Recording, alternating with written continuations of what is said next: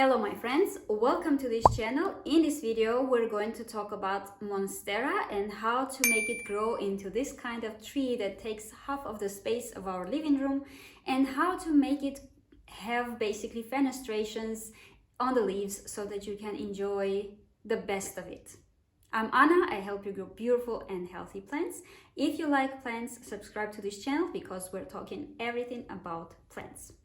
So the two terms that you need to know about monsteras is fenestrations, which are basically this kind of cut leaves, and perforations, which are the holes in the leaves. And this plant is also called Swiss cheese plant because of the look of the leaves. And we like this plant so much, and I want to give you some tips in this video. Well, actually 8 tips how to grow a plant into this kind of huge tree, and I will have the picture on my screen now, how big it is, so that you can imagine into what this plant can grow. So let's start with the tips. Oh, and by the way, I forgot. So if you see a plant with one of your friends, let's say, and you see that it has such great leaves with fenestrations, with the holes on the leaves, and you want a piece of cutting, or maybe you buy a piece of cutting thinking that now this plant will grow into a huge plant with fenestrations and perforations. That will not be the case. So if you would like to have this kind of things quickly, you need to buy already an adult mature plant that will have at least fenestrations, right? Because make sure that you have a plant that's already growing and at least you see a couple of leaves on it that have fenestration, because you can buy something that will, I don't even have it here, but I definitely had it before. So basically you can have a Monstera with just plain leaves. This happens when it's a very young plant. So also if you will take a cutting from a plant that you sometimes very often we see for sale a piece of stem as a cutting with one leaf, and that leaf can have even perforations. But if you propagate the plant from that type of cutting, that part of basically one stem with a leaf, even though the leaf may have fenestrations and perforations, the new growth, the new plant will kind of go back a couple of levels, couple of generations before, and you will still have a very young, immature plant with very plain leaves. That's what happens. So if you would like to have a very lush plant like this one with fenestrations and perforations, again, cut leaves and holes on the leaves, make sure that you buy already a bigger plant. That will be very beneficial, because otherwise you will need to wait for a couple of years until you will see the first cuts on the leaves. Okay, let's jump now to the tips. Well, number 1 is aerial roots. You see here all these aerial roots, so do not ever cut them. Yes, some people say at home when you grow them in the pots, you can cut them because they don't really need it at home. What these aerial roots do in the nature, they basically help the plant grow straight, because with those roots they lean on grass, on other trees, on other bushes to grow up in the forest, to get to the sunlight. But at home, still they need it because they have another function as well, and that function is absorption of humidity from the air. So do not cut them. If you don't like how they look, just do as I did. I have basically used these kind of hooks to put all roots in one place. But to be honest, I even like when the roots are on the floor and crawling somewhere. It makes just make it more it just makes it look more exotic and more interesting. So I never cut the roots, and you can see how many it has. They even grow from all the branches, and here they're absolutely adorable. You can also put them like this in the pot again, and they will grow into the soil. So you can maybe do that if you don't like how they look, but don't cut them because this adds a lot to the beauty of your plant. Tip number 2, clean the leaves or wash the leaves. This is definitely something that I need to do with my plant.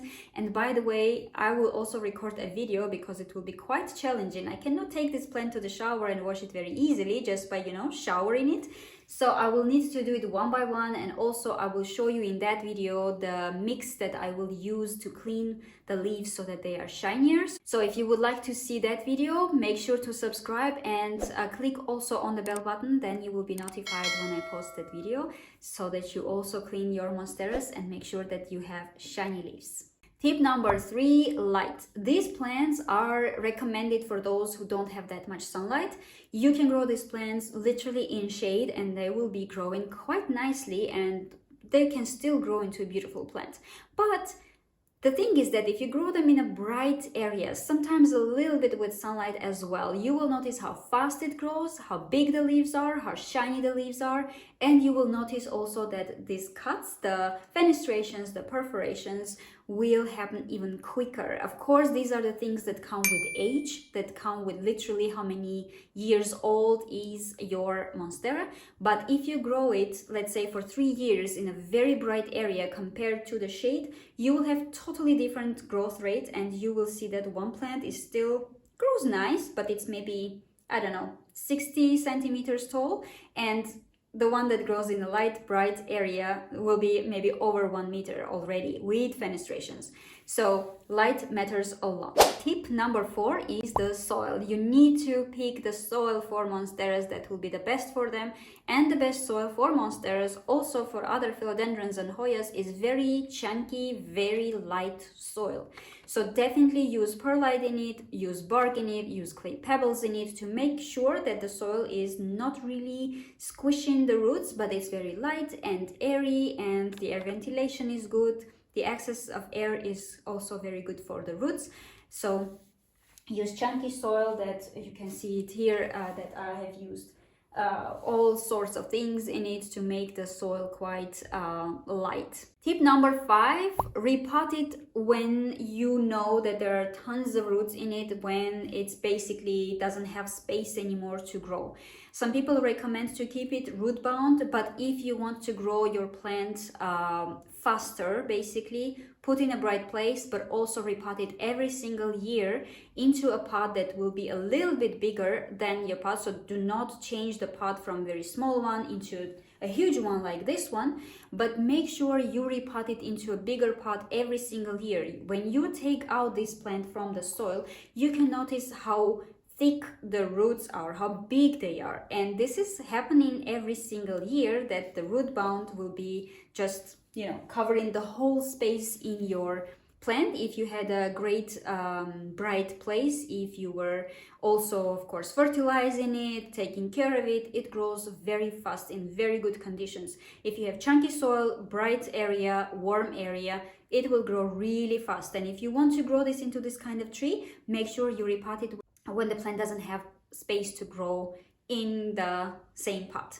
And the next tip is which pot. Well, as for the size, again, use just one size bigger. Do not change drastically the size of the pot from small into a huge one. But as for the type, use this kind of terracotta or clay pots. Why? Because this type of pots breathe from all the sides, and it will increase the air ventilation, access of air to the roots.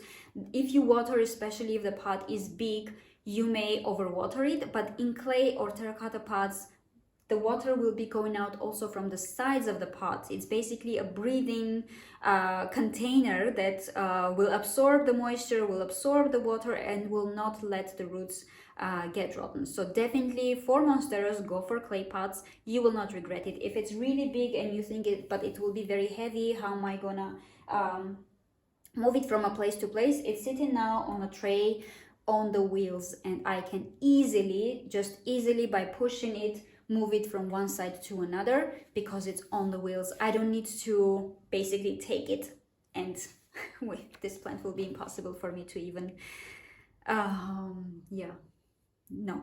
So tray with on wheels. And tip number 7, basically try to grow 2 or 3, maximum 3 plants in one pot if you would like to have really bushy, huge plant. So what I had here from the very beginning, and I have these plants for a couple of years already, I believe 4 or 5. It was much smaller at the time. Maybe you've seen, by the way, the video when I just bought it and I was repotting it. I will link the video in the description.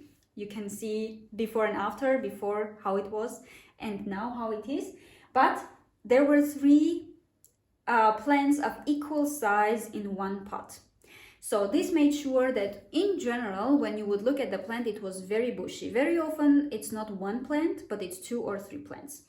So if you will have 5 or 6, maybe they will not grow that much. So make sure that it's also not a lot of plants in one pot, but 2 ideal, 3 also possible. But what happened here, the 2 that are so tall now and are so dominant, they basically took the whole space, the whole light, the whole humidity, and this third one was struggling for quite a while. As a result, it stayed quite small. I will show you in a second the sizes and the differences. It still grows. It has this one leaf, absolutely new, not even opened up yet. But basically what happened, the 2 got dominant and they took everything that they could. And this one is kind of trying to catch up, but it will not, because this one will stay smaller. Now, you could remove this plant and then you would have just 2 that are equal size. But I left this one because this smaller one is actually perfect. It covers the space here when there are no leaves from the bigger ones. So I still don't have basically naked stems in here at the bottom.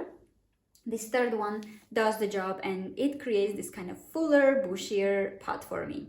So if you have any questions, any comments, don't forget to write them in the comments. We'll learn from each other, share your experience. And of course, don't forget to subscribe, share the video with your friends, and I will see you in the next one. Stay passionate about plants.